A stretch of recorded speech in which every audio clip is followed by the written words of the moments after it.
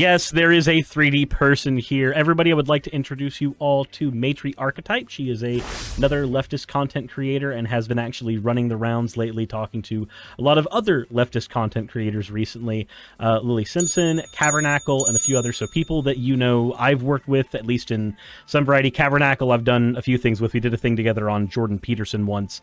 And then Lily, I did a video with not a video with I was part of a live stream of hers ages ago where they were having a charity and they needed somebody to narrate as the voice of Alex Jones as the narrator for a Steven Crowder and Ben Shapiro smut fic. Lovely. So, and somebody donated $3,000 during the narration, so now I can die by the meme. I have a $3,000 Alex Jones voice. So, that's... Well, congratulations on that. That's an accolade in itself, definitely. So that's one I can sit there doing, just enjoying myself with. But with that said, we're not here to talk about that. We are here to talk about you, introduce your channel. So go ahead and tell everybody a little bit about your channel and what you do. Sure, thank you so much. Well, thank you, first of all, for having me on. It's an absolute honor. Let me know if you can hear me, and I can change the audio and stuff if it's a problem. But yeah, so my channel it's quite new. It's about a year and a bit old. It's called Matri Archetype. My name is Louise Croucher. I created it, as I say, over a year ago or so. It started as very much, I was inspired by the greats of RedTube at the time, like Philosophy Tube, FD Signifier, and as you said, a bunch of the people I was lucky enough to collaborate with. Mm-hmm. And then it's kind of evolved now into reacting to kind of the right and what's happening with the kind of anti-trans movement, for sure. Laughing at Jordan Peterson and Ben Shapiro because, we need to be able to enjoy ourselves. And so, but then I do the odd video essay from time to time on kind of topics that really inspire me. I do a gaming live stream, a kind of LGBT news live stream every week. And yeah, it's a small and very kind of close-knit community at the moment, but it's growing and I'm really, really happy with it and proud of it. So. But yeah, awesome. It's been amazing to get my name out there a little bit recently, as you mentioned, working with some people that I've been watching for, a long time. Mm-hmm. And then suddenly I get to ask them all these questions. If we're talking about Lily, watching Lily for a long time is just watching one video. Totally. When they came on the call, they were in the exact setup and it was like, I felt like I'd seen the realness too much. I was like, oh my gosh, it's the real thing. Fair enough. So that is kind of how you got started with YouTube. You had a bunch of people who were inspiring to you and you wanted to do content like that. And a lot of that came down from what you're saying. A lot of the anti-trans movement that's been being pushed forward, it kind of gave you a reason that you wanted to step your foot in the ring and start trying to do that. So I guess the really main question, or the first question would be, how do you come up with ideas for your videos? Obviously, interviews and stuff is, that's easy enough. There's this person that you want to collaborate with, so here you are, you're doing that. But how do you come up with ideas? You've got stuff talking about, Sam Cedar looking at viral videos. You've got stuff talking about, the Majority Report, do a lot of that, actually. But then you've got some stuff talking about J.K. Rowling, obviously anti-trans movement stuff. That makes sense. So where does the well come from here? Amazing question. Thank you so much. And it sounds like you've really looked into my channel, so I'm honored that starstruck by that. Thank you so much. So at first, when I started with the kind of video essay angle, it was, as you say, the kind of J.K. Rowling situation. And I'm obviously British, lived in London, and so the right there on Turf Island. Wave, yeah, literally in the center of Turf Island. Scared to use the toilets kind of vibe. But so at the time, I remember being really led by passion, and if something kind of happened in the news, like originally one of my first essays I did was when J.K. Rowling released Ink Black Heart. Mm-hmm. And I remember buying it and then having to donate that much money to mermaids And my husband's still being really angry at me because he was like, "Why did you buy it?" But so I kind of read it. I wanted to break it down, debunk some of the stuff. Mm-hmm. And then it kind of grew from that, really. And I was lucky enough to have Sophie from Mars do the voice over on one of the other essays about Baylor's Place and how J.K. Rowling basically funded a kind of help center for that can literally and legally discriminate against trans women. And obviously that was something passionate to me. But then in all honesty, as you mentioned, the kind of stuff I release now, because I can't release a video essay every week to the quality that I like to release them. It's damn near impossible. It got like insane. And I think as well, for the greats that are already established, especially on YouTube, they have a loyal fan base that will click on their video as soon as it comes out 6 months later. But for a new YouTuber, I mean, that's absolutely impossible. Yeah, So- you don't want to bury yourself in the algorithm. I can understand that. Absolutely. And then I found that I did a few live streams and I really enjoyed it, and I enjoyed the interactiveness with my community, and every week I'd get like hit another record of like peak views, and I was like, you're all here for like to talk, this is amazing, and that was when I discovered Majority Report, some of the other, it's more like obviously US politics, but especially considering the global state of things, as we've seen recently, the US has an extremely, powerful hold on so many. Unfortunately, a lot of things end up Unfortunately. coming downwind of United States politics. Exactly. And so I found value in reacting to the Majority Report again. And I think like the kind of subtext of my channel is that I'm kind of new to a lot of these scenes. I'm new to, absolute leftism. And a fun kind of element to my live streams, especially, is that I'm kind of learning as I go, and some of the chat help me out, and they'll say like, "Oh, what you've just said there is egalitarianism," and that's cool. And I'm like, "Okay." Oh, or cool, you like thank you describe a concept and somebody in chat is like, "This is the word that refers to that." Yeah, absolutely. Oh, okay. I'm like, I just think people should all be equal. Is that crazy? And they're like, "No, it's not crazy. That's the thing." So that's kind of the fun element, and then we develop on that and have a laugh generally. But the Majority Reports specifically have been a great, a kind of core pillar in me really finding my feet in that, I guess. And then I branch it out. And a lot of what I see as well is a lot of discussions about trans people and the trans experience.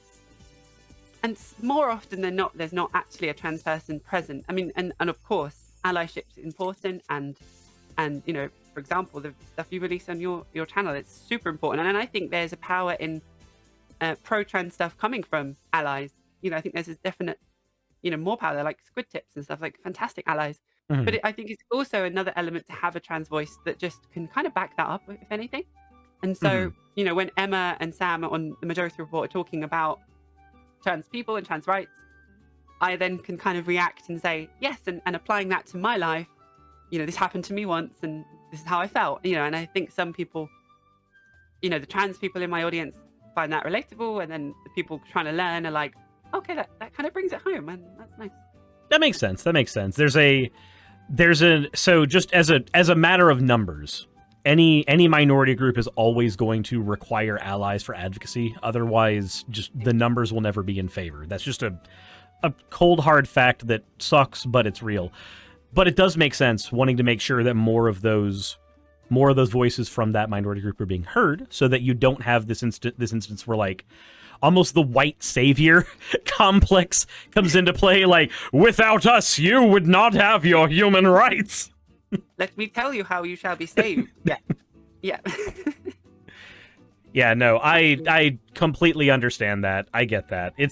I'm not gonna lie, there have actually been times where I've wanted to make some jokes that are about somebody being trans, not in a derogatory way, but in a poking fun way, kind of like the U-Haul lesbians trope. And like I've stopped and like paused stream, gone to the other room, and talked to my girlfriend, and been like, "Hey, can I say this? Okay, cool. Is this what I Is this one okay?" The one that I remember specifically was I forget who said something in the chat, but I immediately wanted to respond with, "It's not gay to suck your girlfriend's dick."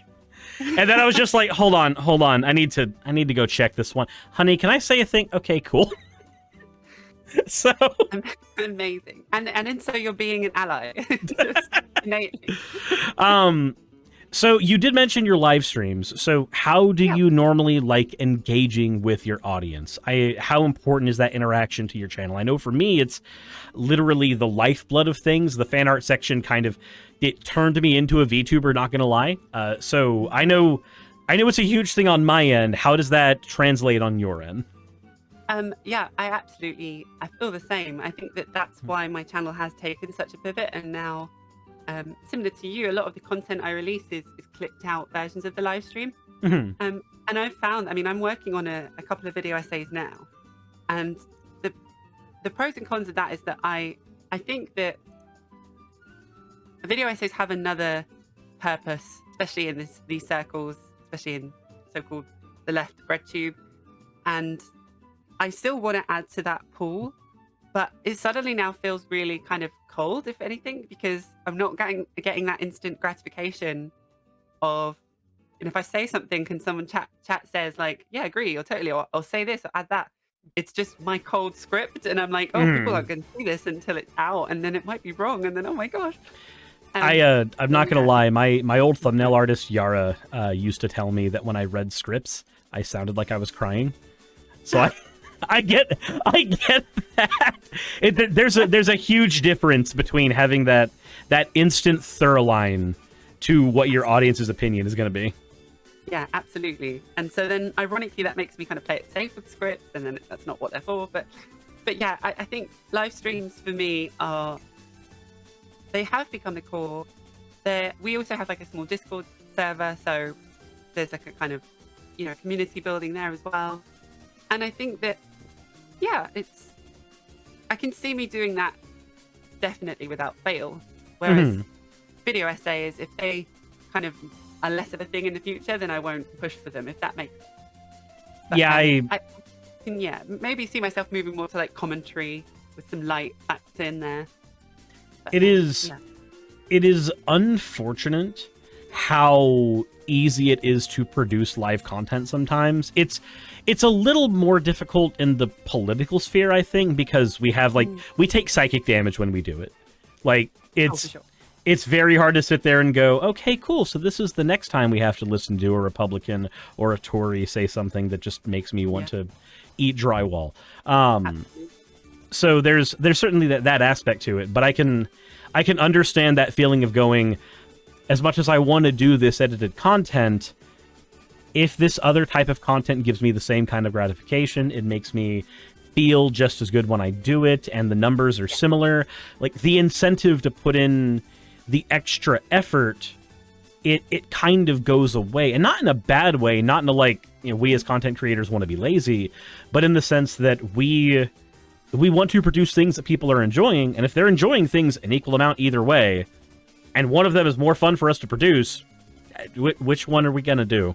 Absolutely. I mean, I would even go as far as to say that for me and my channel personally, it's disproportionate by far as to how good YouTube treats my video essays. So a couple of my videos have gone to my standard, like what I would call viral, done really well, getting thousands of views, and it's just me reacting, and I love that. It's great, it gets my name out there.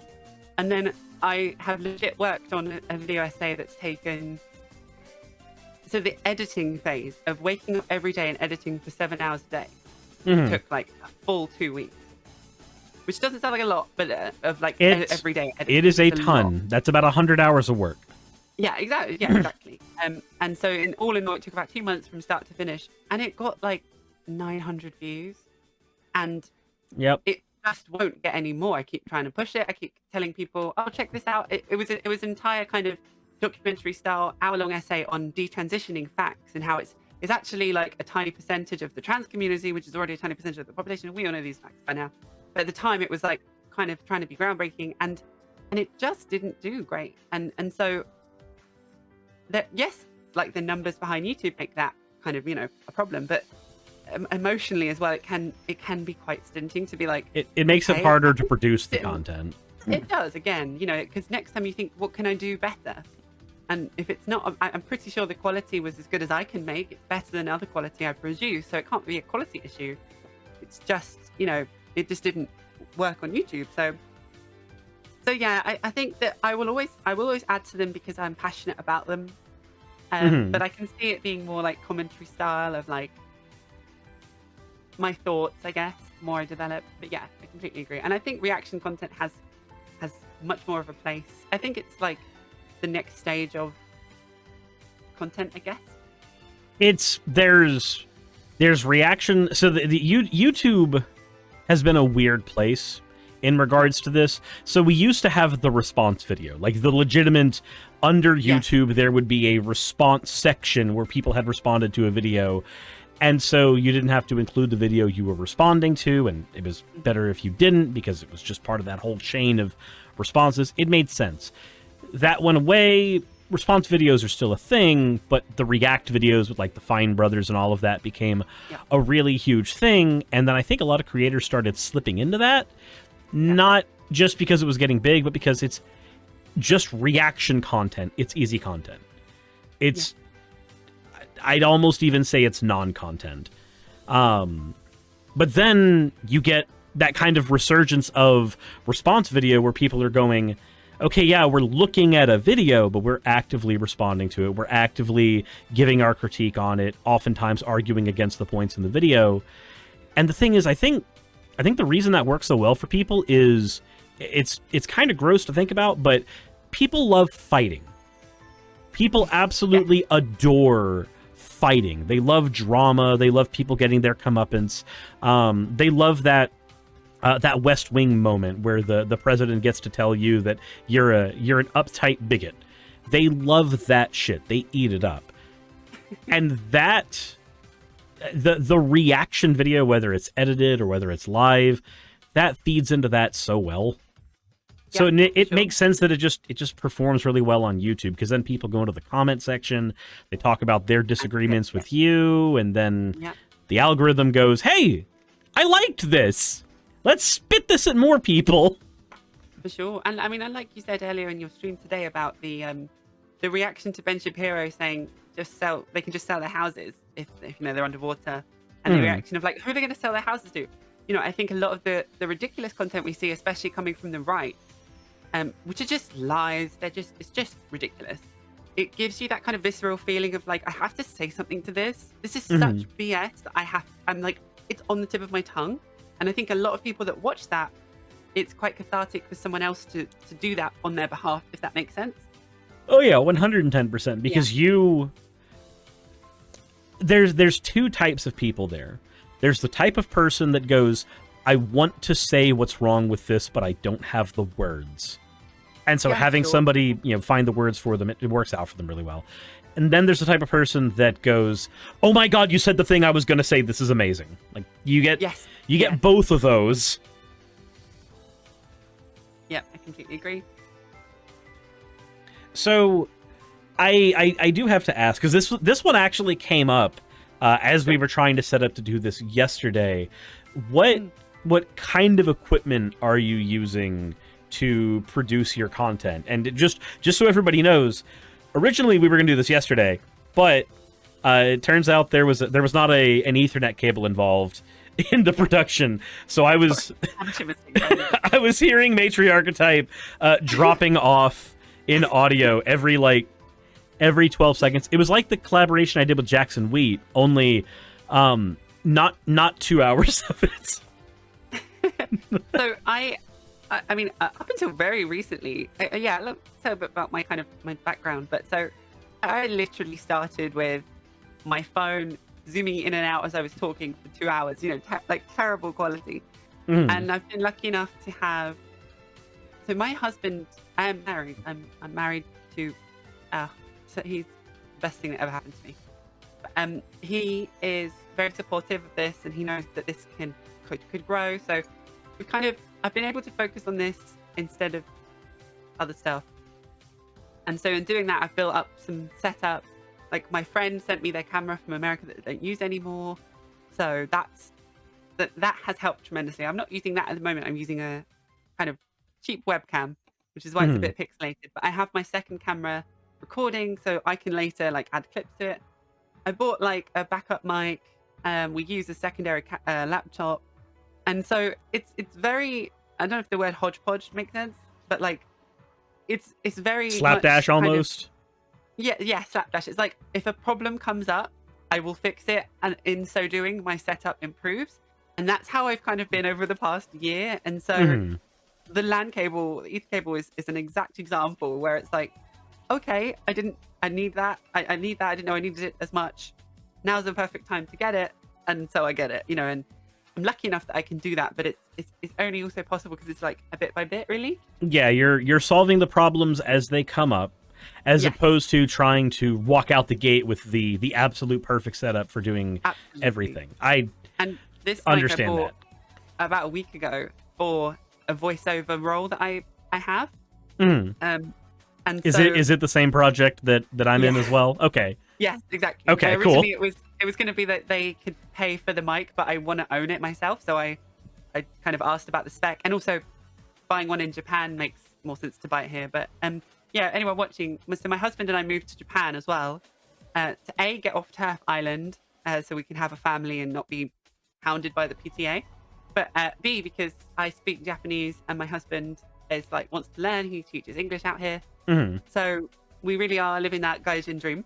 Fair enough. But so it was also about kind of getting the setup here in our new flat, you know, and stuff like that. But yeah, it's also kind of an in-joke in my community about watching my setup like slowly improve. Like I bought this chair about a month ago, and until then I was sitting on a wooden dining table. Oh my, that must have been murder for your back. Well, and remember the essay with the editing. Oh my goodness, I didn't even realize how bad it was for me. I was like a witch, like hunched up like a witch, gnarly backache. And then at the end of the day, I'd be in a mood, and my husband would be like, "What's wrong? Are you okay?" And I'd be like, "Yeah, I'm fine. I just have a terrible backache and I can't move." Like, so the chair, having a good chair. I actually I'd been using one of the plushy office chairs for a while, and that was good until the lumbar part of the back broke. Oh. So I was having it without the back support awkwardly. And so I finally, somebody in my chat or somebody in my community, I don't know who, funded a good mesh office chair for me to be in now, which the improvement is amazing, and I am so sorry that you had to deal with a wooden chair for as long as you did. I could not. I used to do that for playing League of Legends, and I cannot go back. It was a lot. It was even ironic when we put it back in the dining room. We realized that the other two chairs actually had built-in cushions, and some masochistic reason, picked the worst of the 3 dining chairs as well. If I'm going to make this essay, I'm going to do it in the fires of hell. Yeah, so bit by bit, my channel is improving. I think the next thing on our list, my husband said, is another webcam or better webcam. So yeah, we're getting there. It's nice. I think that would be a helpful. Old stuff. Yes, I will. Maybe, yeah. As soon as I can. Now look, there's levels of webcam. There's the thing on the laptop, and then there's like, what was it? The Logitech C920 that everybody was buying out. Yep. Yeah, when COVID came in full swing, just everybody and their brother had a C920. Everybody. It's like, why can't I get a C920 on Amazon? Well, because they don't exist there. They've been gone. Jesus. Reza says, I hate that Logitech. Look, I think everybody collectively loves and hates that Logitech now, because everybody had it now. Yeah, if they're associated lockdown and if there can be a gold standard associated with the absolute floor of equipment, that would be it. For sure. Yeah. So are there any other YouTubers that you're planning on collaborating with, or is that something you're comfortable talking about publicly? Question. No, definitely. Well, I mean, I don't know what strike of luck I've already had with my tiny channel. I've had Sophie from Mars as a voiceover. I managed to get John the Duncan on for a chat as well before I was even anywhere near established. And as you said, recently I was lucky enough to talk to the Cabernacle, Squid Tips, and Soul Bunny. In the pipeline, I mean, you're my last of this amazing kind of wave of creators. Mm-hmm. I did recently have Khadija Mbao follow me on Instagram. Mm-hmm. And they are like the reason I am on YouTube. I kid you not. That to me was the moment I like, okay, oh my God, this is real. This is happening. I had the office moment. I was like, okay, this is happening. This isn't a joke. Yeah. So I shoot my shot and I was like, Khadija, please, let's do something. Like, I think I actually did an Instagram story and tagged them as if to be like, you have to see this. I'm sorry. There's no, I'm not letting you escape. And they were like, yeah, okay, I'm a bit busy for the rest of the year, but we'll set something up for January. And I was like, okay, well, that's legally binding. Cool. Contracts in the post. Like, we have Jesus Christ. This is happening. So I think Khadija and Bao, maybe, fingers crossed, pray for me. Who else? There's another couple. Yeah, DJ Moore, I think it's pronounced, randomly, again, followed me on Instagram, which is another quite, well-known one in the chat. So yeah, I don't know. I think that I've sent out a few emails to people and I have yet to hear a response, let's say. But I know what it's like. Obviously, people are so busy, and at anything above, a few thousand subs, and suddenly that must happen to them all the time, which I appreciate. But yeah, I definitely will keep an eye out. So hopefully Khadija and Bao soon. Some people I'd love to collab with, it would be the level of kind of like, Noah Sampson's, obviously FT Signifier would be a huge one. But on the level of like, very kind of up and coming people like Dead Domain recently had some great success with one of their video essay kind of styles. People that are kind of, fresh faces, I would say. Because I also not necessarily always the old guard that have been around for a while. Purely because I don't have the audacity, or shouldn't have the audacity to even like expect a response. I will say this as somebody who has not the smallest channel, but certainly a smaller channel as well. You'll be surprised how many people are willing to say yes, because there are a lot of people who are larger YouTubers, and they get one of two scenarios. They either get the people who, just like you, have the feeling of, oh, audacity, I don't want to be that person that reaches out to them. Or they'll have the person who goes, hey, let's collaborate, and they don't have a game plan, so nothing ends up coming to fruition. Sure. Those two scenarios happen way more often than you'd think. Because of that, a lot of times you actually can get in those conversations with people a lot easier than, I guess, how your brain stonewalls it a little bit. Sure.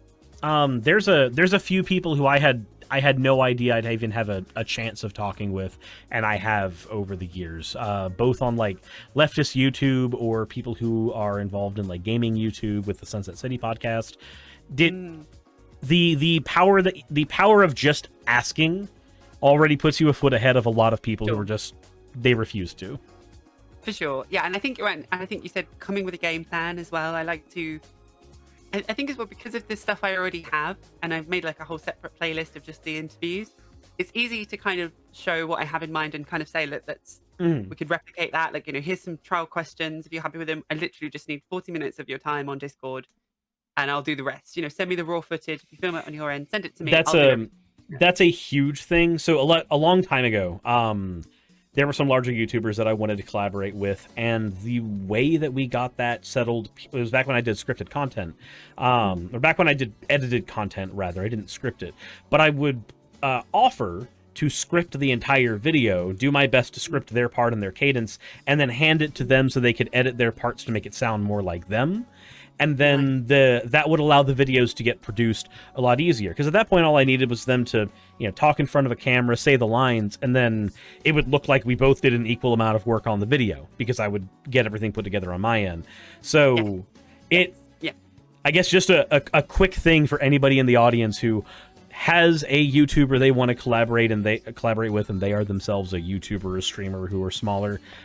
The more you're willing to put in work, the more somebody else is going to be willing to work with you, because for them, they're giving you clout, basically. They're providing a platform that is larger and more established. So if you can be like, hey, easy content, they go, okay, cool, it's a win-win. Like that's all you have to do. And it's what you would have been doing for a solo video anyway. So, I mean, you're not really doing more work if you think about it. Yeah, that's exactly it. And the Tabernacle said the same. He was like, you know, I'm happy for you to get some exposure on my channel, but I'll send you everything. You create the thing, and I'll put it up on mine as well, so I get a free episode. Like, it's like, yeah, win-win. Like, yeah, completely agree. Good advice, really good advice. And again, another opportunity for me to say thank you for having me on today. It's actually really nice to get to answer questions about my channel, because obviously a lot of these interviews I'm talking about the other creators, and so this is the first time I've ever been asked about my channel, and so it's lovely to think about actually, like, you know, what the situation is, how to put it in words. Mm-hmm. Well, at the end of the day, everybody on my channel already they know who the hell I am. They know you. They know who I am. They draw me in weird pornographic poses already. I'm already at that point. What they don't know, and what they haven't been subjected to, is you or your channel. So now they get to draw weird artwork of you. I would honestly love it. I mean, and you mentioned, well, I shouldn't be careful. You did mention about, like, you need a fan. I was watching earlier and you said, like, I need a fan art of this thing or this. And I was like, oh, I would love a fan art of me. I'd love a little character version of me. I don't know if that's something I could ask or, like, commission from someone, but yeah, maybe not porn version just yet. I don't know. But... Stop in the chat. I heard pornographic. Am I needed? Axel going, can I turn them into bread? Jesus, the artists in this community are something else. I know, and by something else, I mean they give me trauma. I'm so excited. I'd love actually to see one. I give full permission. Just like... I will also say, for anybody who is in the chat right now, if you haven't gone and subbed to Matri Archetype, there is a link to her channel right there. It should be in the Twitch and in the YouTube chats. Spam. The YouTube chat is also dead at the moment, so it'll be the only thing there. You won't miss it. Twitch chat is active because Twitch chat isn't made of second-class citizens. I mean, what? Are you streaming on YouTube as well at the moment? Yes. Oh, amazing. So very recently, Twitch changed their partner agreement so that people who are Twitch partners are able to stream to multiple competing platforms. Our original agreement said that we couldn't stream to competing platforms. So, like, you could throw a stream to TikTok, for instance, but you couldn't throw a stream to YouTube because they're considered a competitor. I see. I have noticed a lot of other, like, Dead Domain as well, specifically started streaming on YouTube at the same time as well. I wondered if it was just a setup thing. Oh, great. Okay. Yeah, partner and affiliate agreements have expanded the scope of what we are allowed to do without being hunted down by the Twitter Mafia. Or by the Twitch Mafia, rather. I see. Okay. Interesting. So that is a... And how are you finding YouTube streaming? So my history with streaming is that I used to stream full-time to YouTube. However, I have also found that the type of streaming that I do now is very different from what I used to do on YouTube. When I did YouTube streaming, I did very topic-focused, like, these are the things I'm going to talk about, and then I'm going to fuck off. Now, I tend to integrate gaming into it a little more. I tend to have a lot more time where I'm just kind of shooting the shit with chat. The thing is, with YouTube streaming, they don't like variety content on YouTube. It's a very, very hostile environment to variety stuff. It likes niching down. It does. As a result of that, I noticed that my first time coming back on YouTube, I had, like, 120 viewers, and that was amazing. I was like, oh, cool, I have similar viewers to what I had on Twitch. That's less than what I had on YouTube years ago, but I don't expect 400 viewers a stream like I did years ago. That makes sense. But then I did a subathon, and then it turned to like 20 viewers on YouTube, and I went, oh, okay, I think I know what's happening. This is the YouTube algorithm doing what it does. People see that I'm doing something they don't want to see on the stream, because when they come to the channel, they're not coming for that.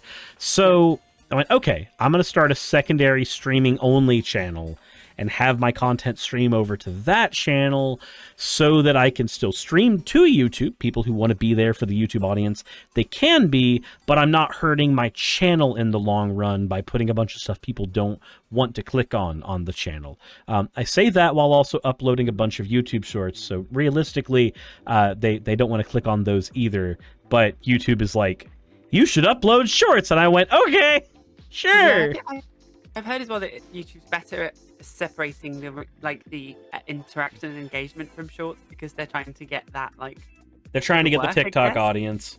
Yeah, like they care more about getting the TikTok audience than they care about getting the Twitch audience. Yes, yeah, for sure. So it matters a whole lot more to them to not fuck over the people engaging with the shorts content than it does for them to not fuck over the people who are engaging in the streaming content. Makes sense. Interesting. And Jessa says, AI shorts, whatever you say, overlords. Look, I have no problem using an AI editor on my shorts because I made the content myself once already. I don't need to make it twice. I'm looking for the same. I'm thinking of just... I mean, even the time and labor behind snipping out a section of like a 2-hour stream. Mm-hmm. It's a lot. Is it just... Yeah, it's not just you scrolling through your own content over and over again for stuff that you think is important to put in a clip. It's not the easiest thing to do. It's damn near soul-sucking listening to your own voice for that amount of time. I do not like doing it at all. So Noxlibus says some of the AI short edits are kind of funny. Yeah, sometimes it's a little comical with how it trips up over how it tries to pretend to be human. Yeah. But so on the shorts, so you do some video essays, tentatively. You do clips from live streams. Obviously, you do live streams. You do reactions to leftist media or liberal media. Let's be honest. Sometimes there's a delineation between the two. So you do a lot of that there. So what do you think, because that's all content that people have done before on these platforms, what do you think you bring to the platform that's different than what other people are doing, aside from your own lived experience, which is, of course, going to be unique to you? Of course. Great question. I think, like I mentioned earlier, I think a couple of things come to mind.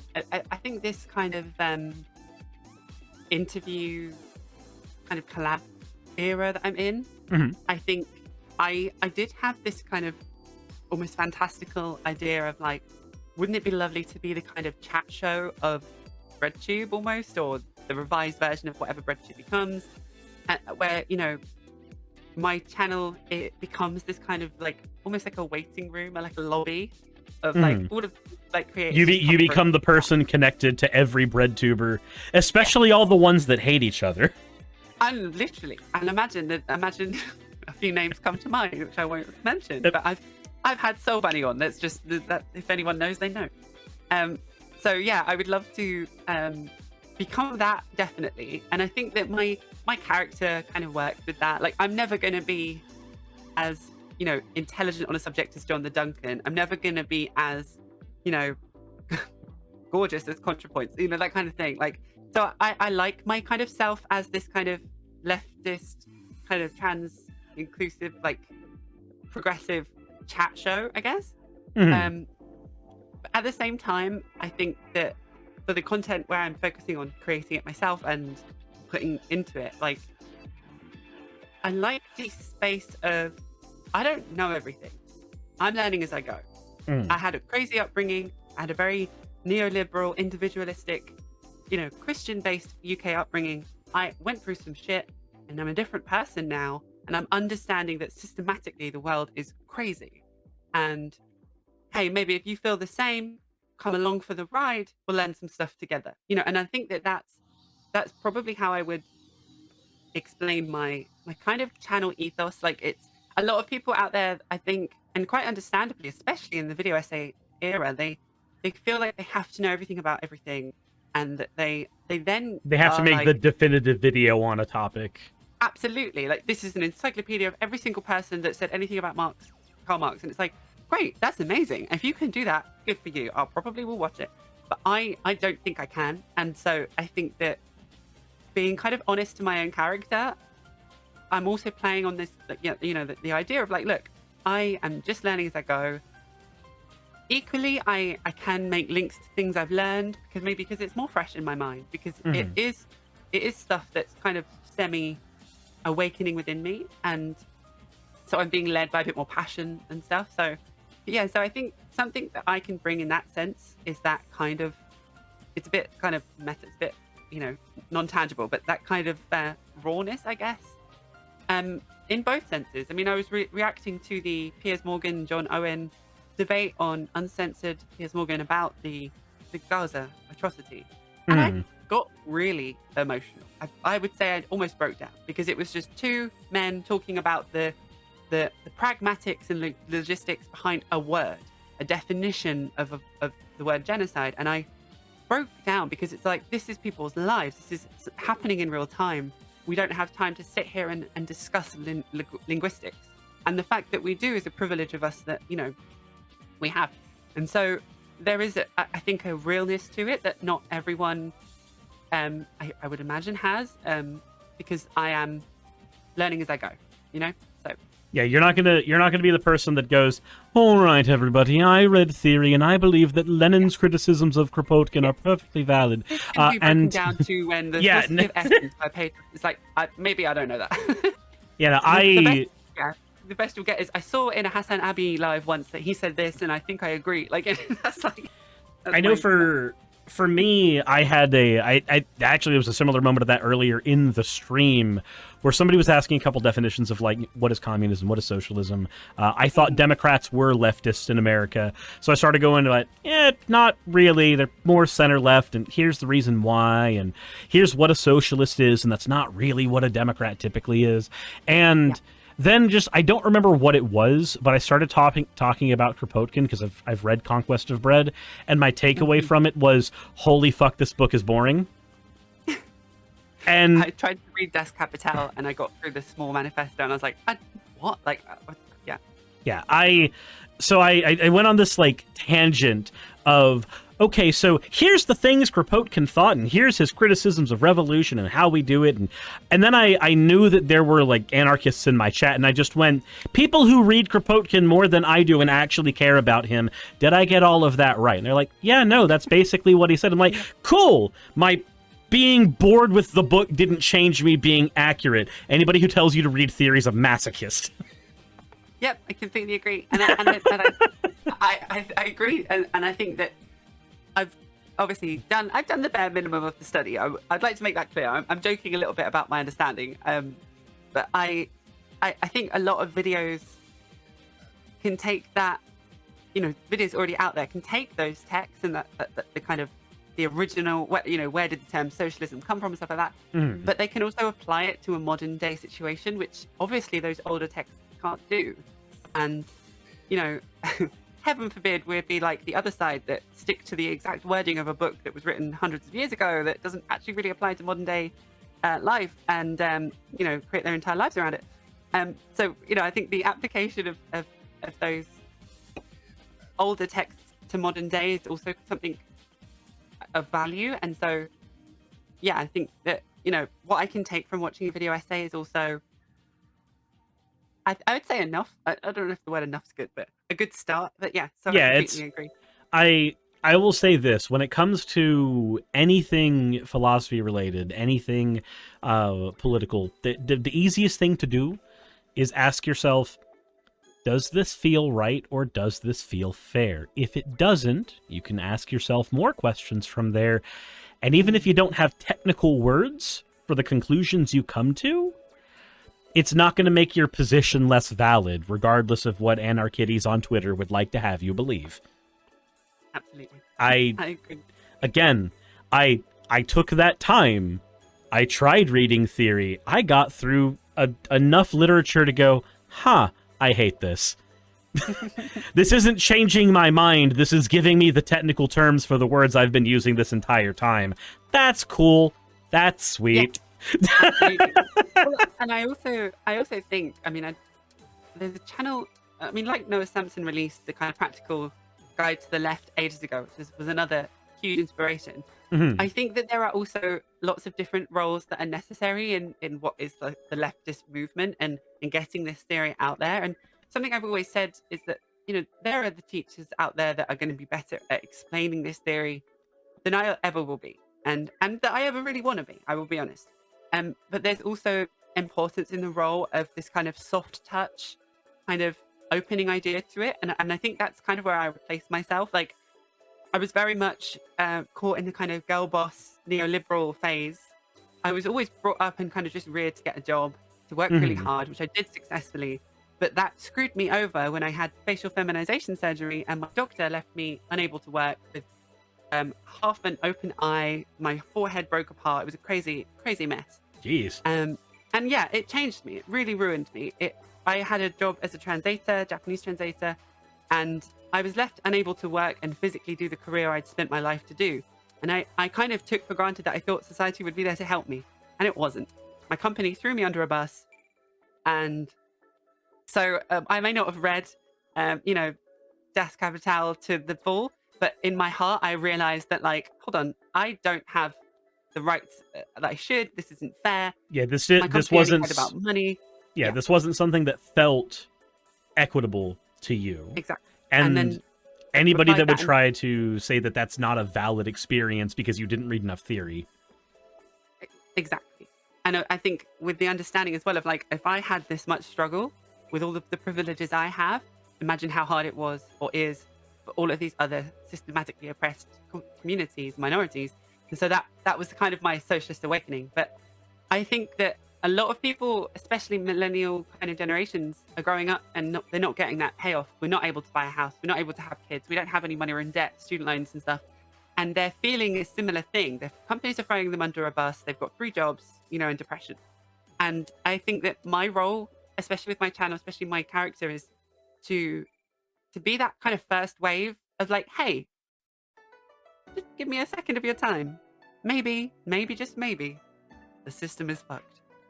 And, we'll get into the details another day, but just stick around and hang out, and that kind of soft introduction to things. And then, other people are out there and they're so much better and more capable of going into the details of, like, okay, what you've actually just experienced is this and this. And, maybe this is actually what communism stands for. And you've been told it's something else your whole life. That kind You've of been told it's the Reds coming for your guns the entire time, and you're just more like, wait, no, they just don't like states or money or systems of hierarchy. essentially not okay that a billionaire can buy a company that then gives him more political power than most democratically elected politicians. That kind of, hold on a second, is that right? Yeah, what? So, yeah, I would. Alexa, what is a lobby? Oh, literally. Oh, don't. I mean, yeah. But yeah, so that's where I am. And then obviously I am a trans woman. Our pronouns are she, her, but I am trans. And so applying that all to the lived experience of, like, oh, there are people outright trying to kill us and eliminate us. It's not kill. That's not chill. That's not kill. Yeah, so that helps to amplify the story from me, I think. Yeah, it's I had similar experiences myself. While I didn't care for the technical terms, I didn't like the word socialist. I didn't like the word communist. I grew up in Southern America, so those words were poison to me for the longest time. But I did have to deal with being homeless for a time. I did have to deal with having my job throw me under the bus. I literally got fired for lack of empathy. That is on paper is my reason for being fired from Aldi. Or like when I was working at Windy City Call Center and got told to do something that I thought was unethical. And it's just like, so you care more about your money than the real person who was on the other end of that line that you wanted me to manipulate. Okay, that's cool. So like similar feeling of having those experiences and going, okay, I may not have called myself a socialist at that time, but I definitely wanted something akin to a lot more control over my workplace. So, Yeah, which absolutely. definitely led me more into when I went, oh, that's just workers owning the means of production. Oh, okay, cool. So I can just like unions now. That's a thing I can do. Okay, cool. Absolutely. I mean, my thing was always, after the initial breakdown of what I had, I wanted to own my own business, and I called it be my own boss and be in charge of my own, ironically, means of production. I didn't really know that meant that, well, that's what a lot of people want, and that's, like you say, under the term of communism, but we're not taught that as no, we're taught mostly that these are the evils of the world, and we should hate them because they look funny, and sometimes they're colored red, and that's bad. Like that's generally what we're taught about. Like, what is the meme that we deal with all the time is like tossing communists out of helicopters. Like that's one there. And the way that I've argued it on my channel before is like, look, I think that if you always strive for communism as an end goal, then you're going to likely end up somewhere in like really, really lefty liberalism, or you're going to end up somewhere in socialism. You'll end up there as a country as you're trying to push for what basically would be a utopia that we can't really achieve at the moment. But every step you make on the way there isn't a bad step.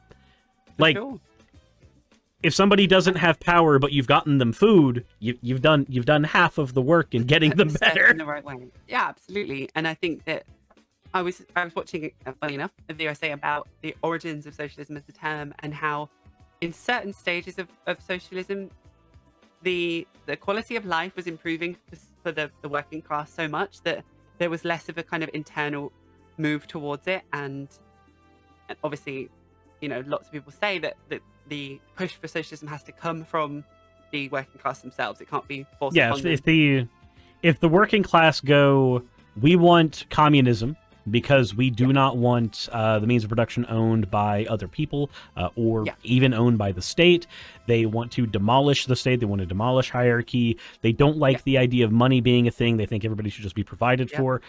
They start pushing for that, and then suddenly their living conditions improve significantly because they've gotten themselves a fair work week. They've gotten themselves healthcare benefits.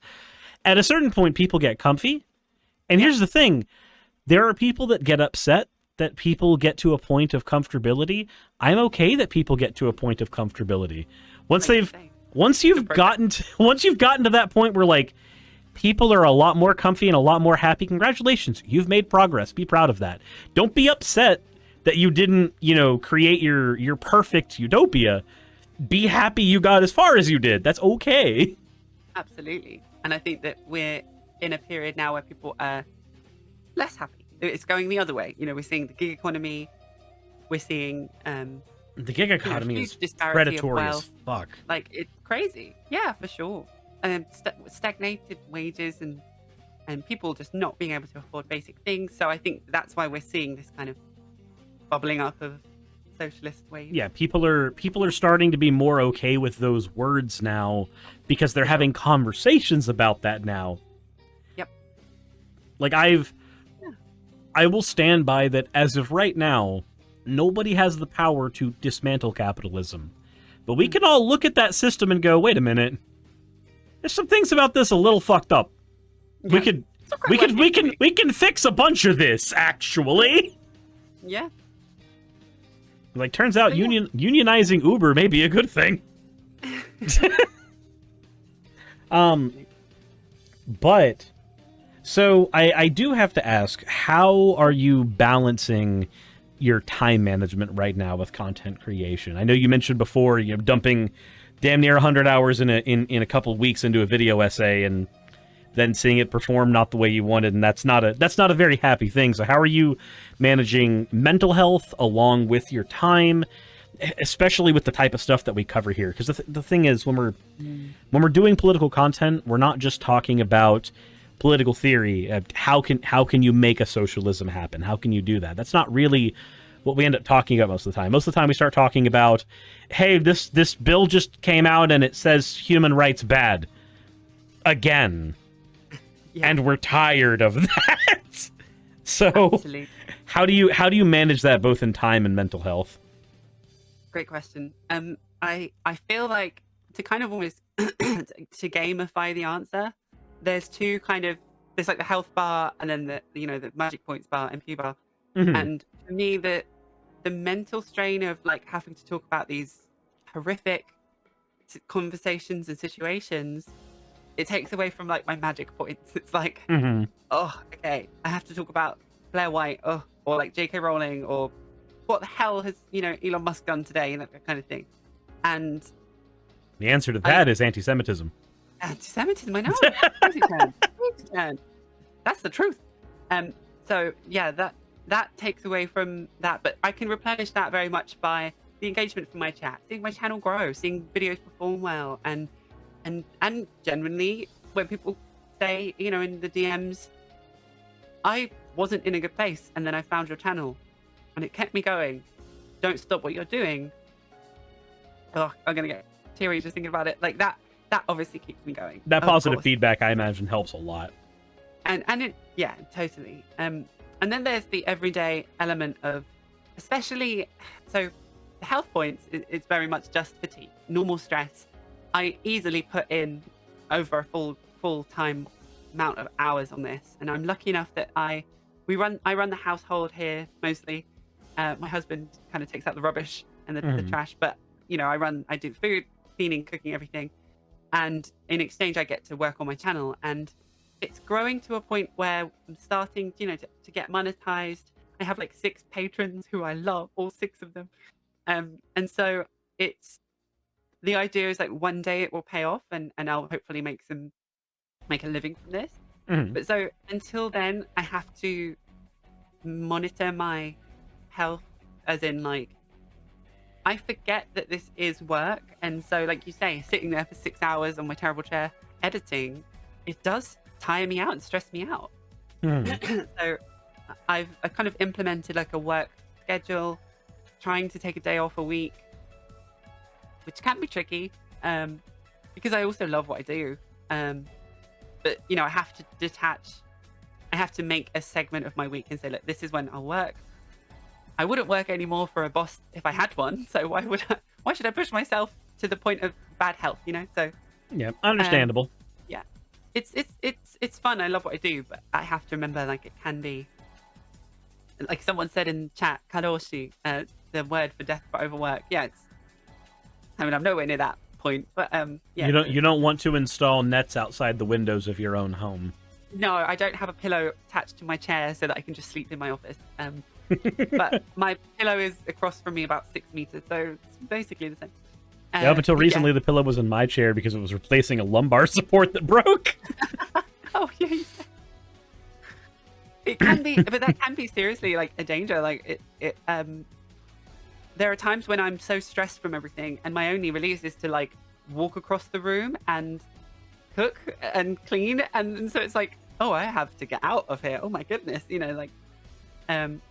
as I say, we live in Japan, so we haven't quite built up the same network of friends and obviously family here. So, but yeah, I would say keeping a good balance and a strict schedule. And that sounds really like everyone says that, but like I will literally force myself to take a day off, and say like, no, I'm going to play Final Fantasy 14 until my eyes bleed. I'm sorry. I was going to say, is that going to be accepted in this chat? No, I have opinions on 14. Get into it. I'm ready. I saw you playing World of Warcraft. I was like, I used to play it. I played through all of Realm Reborn, and I started Heaven's Word. I finished the great Mog raid fight, King Mog. It was charming. I'm not gonna lie. Relic. Every aspect of and I recognize that the game has improved from then, from what I have been told, but there is no aspect of the 20 hours I sunk into that game that made me want to sink another 20 hours into it. 20 hours. I mean, but as an MMO player, if I said to you now, I played World of Warcraft when it first came out for 20 hours and I don't get the hype, would you not instantaneously and instinctively think, well, but that's only scratching the surface. You haven't tried all the jobs. You haven't been to all the places. You haven't seen the expansions. You weren't there when it came out. Yeah, I could do those things. But I will say it. So because I play WoW Classic specifically, though, there is an aspect of that I can speak to, which is if somebody played 20 hours of WoW Classic and didn't enjoy it, 20 more hours of it wasn't going to make them enjoy it. The rating scene might make them enjoy it because it is a different game at that point. But if they like treating their game like a job more than they did before, maybe. So I don't know. That's my other thing is I like a lot when MMOs make you play with other people, like heavily incentivize it, and not just through like artificial means where they go, this thing needs you to go to a dungeon. This thing needs other people, but also like the content being difficult enough where you're just going organically. But if I had a friend, I could survive this.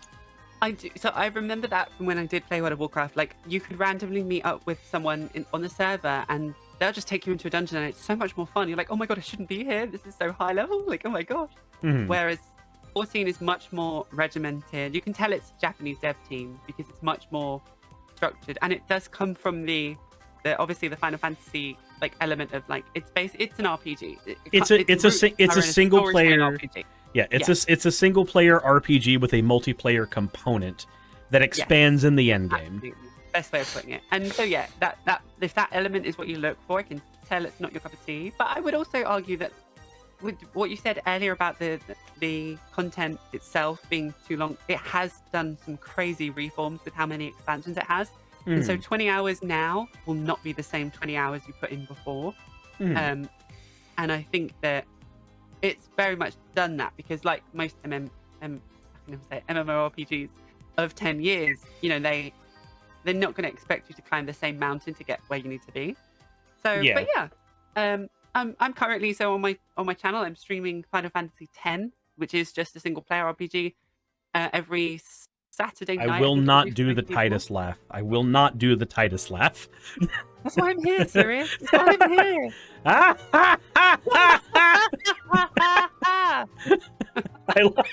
I'm sorry. I love the Titus laugh.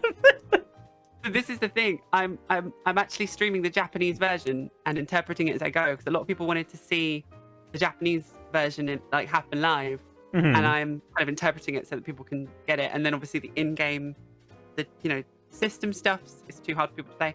And you'll see that meme. You'll see where that came from. You'll see the origin of that and many other things. So, but yeah. So I've been a very huge Final Fantasy fan. I would recommend 14, but I think if you're not looking for that single player style MMORPG, it's probably not for you. But, yeah, I'm very, very much not.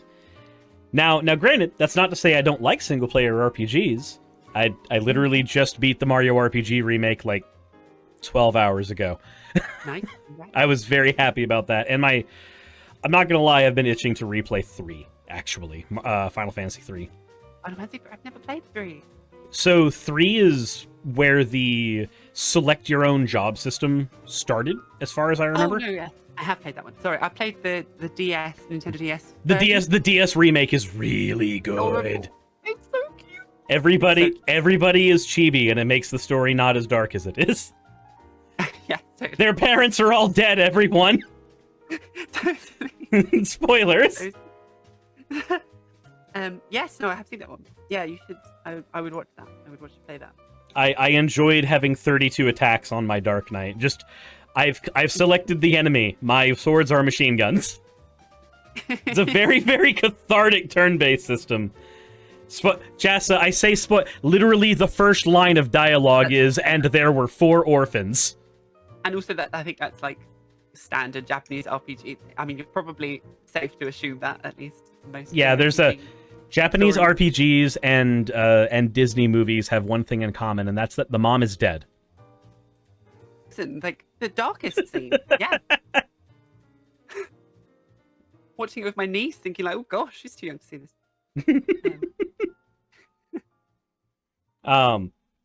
So I guess the last question, the one to close things out. Not the last statement, but definitely the last question is, what are your future plans for your YouTube channel? We've talked about kind of the direction that you're going in. We've talked about the collaborations that you'd like to do, but what would you say your goals are that are cemented in place right now? For sure. Great question. I have some, I mean, yeah, there's twofold level of that I can go into. I mean, there are plans to expand it, to start, really getting my name out there, making it, lucrative to make a living, which would be great. Yeah. I'd love to hit a certain amount of subscribers on YouTube. Because I think that lets people know that they're safe in your hands as a channel, that you're not going to go anywhere, that you're kind of in the game, I think. But not to say, obviously, that small channels don't have amazing content, speaking as one. But so, yeah, I'd love to get to, the 10,000 subscriber mark by some point next year, maybe late next year. Mm-hmm. But that's kind of arbitrary, really. That comes second to where I see myself going with content-wise. At the moment, I react to kind of the internet's latest, the topics in the world of modern, terminally online. I react to like once a week through a trans lens and through this kind of baby leftist lens of like, hey, this is how I see this. Is this right? Kind of interacting with it, learning as I go. And so I like to continue following that, so that it's kind of commenting on what's going on in the world, reacting to Amy Schumer last week, Russell Brand before that, probably Andrew Tate this week, that kind of thing. Where I see it going is covering the US elections through, again, this lens, applying that to what's happening in Japan politically, especially with the transgender movement. There's very much stuff happening in Japan. There was recently, I believe, a cis man arrested in a female onsen who claimed to be trans when I think he wasn't. Don't quote me on that. The details are coming out. But, and so we're almost seeing what happened in America and the UK, that kind of delayed response in Japan.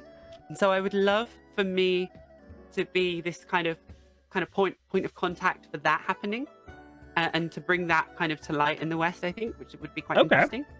Whilst also covering what's happening in the UK from overseas. The UK is crazy right now. We have the competition between the Conservatives and the Tories is the same as kind of lesser of two evils that we're seeing with Biden and Trump. I'm fascinated by Plan 2025 and how we can go against that, and it just scares me.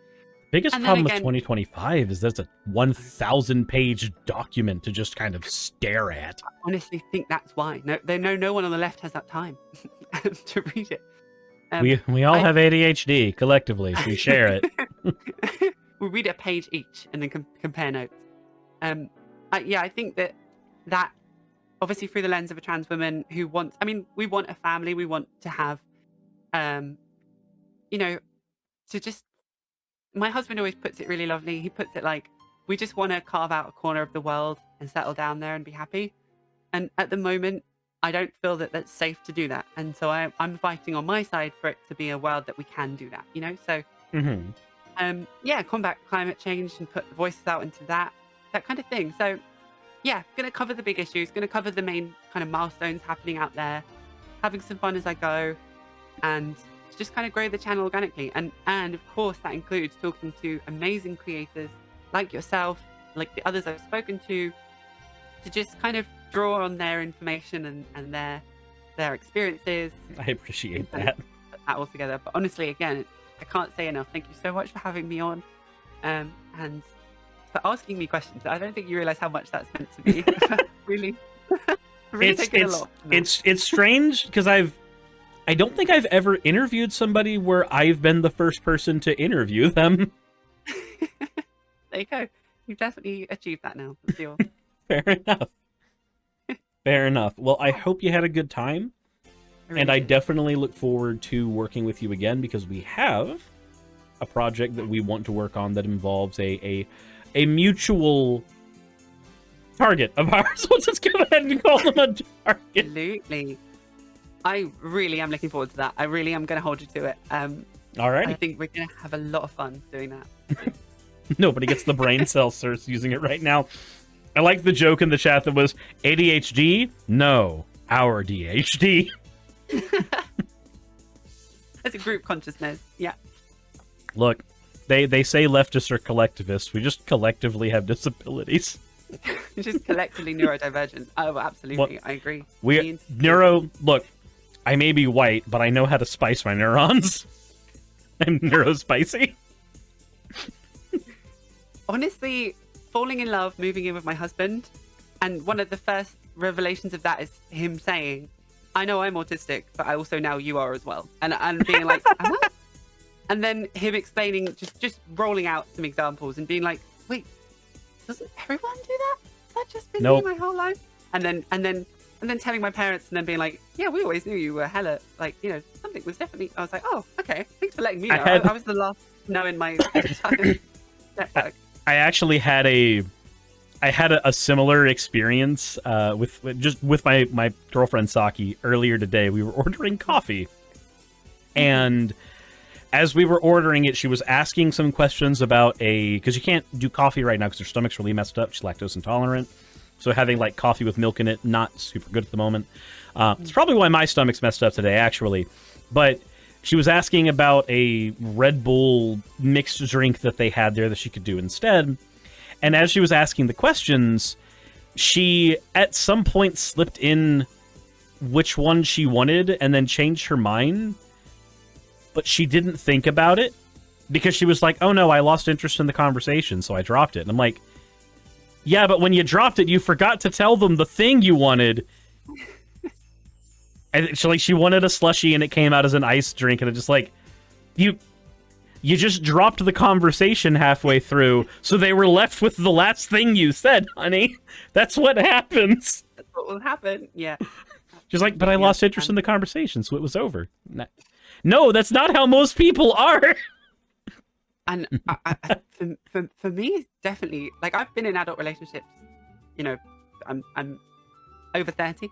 I've had some, but my husband and I were the first time we lived together and really like made a home. And some of the, I'm going to say, inconsistencies in my behavior that he kindly brought to light were really eye-opening, like stuff like that. But also, like, I would tell him, like, okay, you know, let's tidy up after ourselves, pick up your clothes from there, they don't go there. And then he would say to me, like, but, you know, Louise, you've left your clothes in this exact space all the time, they're untidy. And I would say things like, oh yeah, but I know that they can go there. And that's where I decided that, no, my clothes can go. You don't understand, it's separate. He would say, it's like, categorically different. Like, no, not really. Totally. And he was like, oh, interesting. Spicy. I think that's the best way to put it. Spicy. Yeah, I would also love to, at a later date as well, maybe with the next conversation, I'd love to hear more about you and your partner. I can't wait to kind of compare notes, as it were, from opposite ends of the conversation. Yeah. She is a wonderful person, and I love her very much. I also, the last one I'll leave with, because it's another funny one that has happened. I would notice there was a snapping sound from the other end of the monitors. To give an idea of our bedroom setup, we had to retrofit her office into the bedroom because the circumstances in which we moved in together were turbulent, to say the least. So I would hear the snapping sound from over there. I didn't know what it was. No idea. And then afterwards, we set up her monitors so that they could swivel and look at the bed so that she could mess with her computer on the bed when we're watching anime and doing stuff together. And so, as we're laying down, I just hear the snap, and I see that she's doing... I don't know if you've ever seen Rick and Morty. Yeah. There is an episode where Jerry gets trapped in a simulation, and he hears his boss snaps his fingers, points, and goes, yes! And he does it over and over again, and that is the exact snap Saki was doing. And I turned to her and I went, honey, why are you snapping? And she looks at me and goes, I was snapping? Oh, love. And I'm just like, honey, that's a stim! You're stimming! You're just stimming.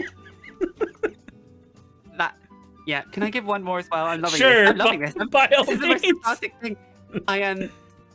I didn't realize that most people don't replicate any loud sound they hear. No, that's echolalia.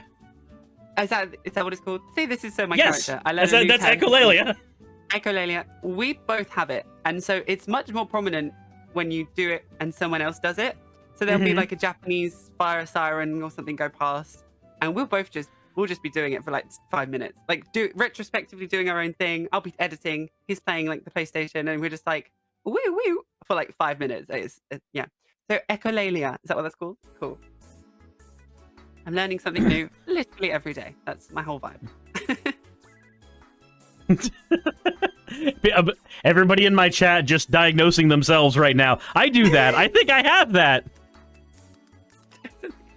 Yeah, just echolalia is when it's meaningless repetition of words or noises. That's a thing. Okay. Yeah, there's a word for it. And I love how echolalia is such a very nice word to say. I'm probably going to say that word like 10 times later. Echolalia. Just yeah. You're gonna have echolalia of echolalia. Interceptive echolalia. Yeah.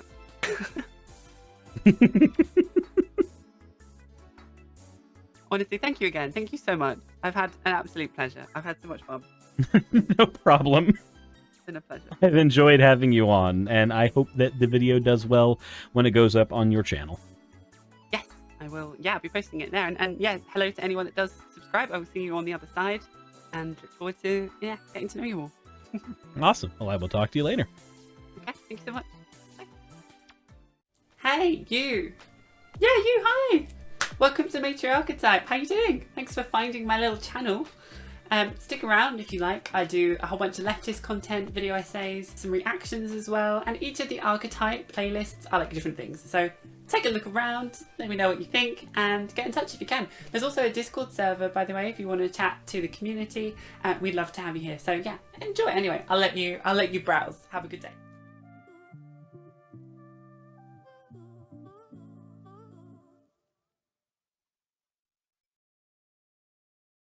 Hey, I just quickly want to give a thank you to all of my wonderful patrons who keep this show running. YouTube and Twitch are a pretty bumpy ride at the best of times, and the stability a Patreon provides me is worth more than I can say here. I'd also like to thank each and every one of my $20 and up patrons here, and they would be Britzkrieg, Cameron, Dren, Jemshin, Smiling DM, Poundini, Mabbity Babbity, Naomi, Isaac, Agamotto, Jordan, Ravi, Giuni, Kiratorian, Prisma, all of you. I'm not saying that part. And Starlight. And finally, thank you to everyone else that helps keep this channel alive. While you're here, why not check out another video? And thank you for watching.